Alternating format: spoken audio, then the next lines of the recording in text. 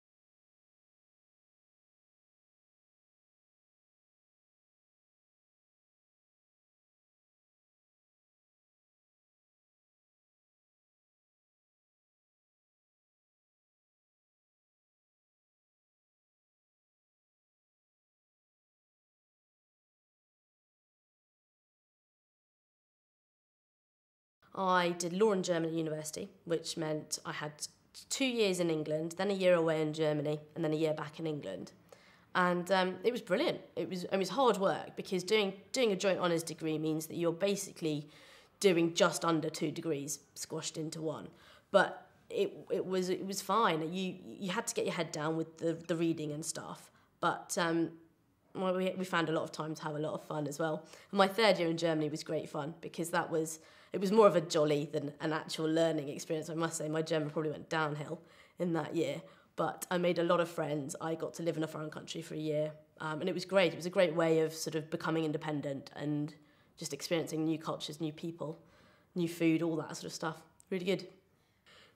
I can't say anyone inspired me to go down this route per se, but certainly it's sort of twofold, really. My parents have always been very good at encouraging both my brother and me at doing whatever we want to do and whatever we're good at. And they won't always take no for an answer. I mean, you know, just because it was late in the evening, you still had to do your homework and things like that. And actually, looking back, that's really good, because it instills a sense of discipline in you, which means that when you get to university and you haven't got anyone sort of breathing down your neck and telling you to do the work, that you just sort of get on and do it. And then at school, there was this one German teacher that I spoke about earlier.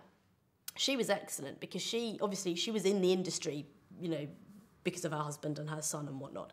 And she was very helpful with the practical aspects of which universities are decent universities to go to, or where, you know, should you try and get work experience, and if you're going to, how are you going to do it? And I think probably without that I would have floundered a little bit, because there's no one in my family who's a solicitor or anything like that. And I think if you can find that, it's really helpful. It's really good to just have someone you can bounce ideas off and stuff like that.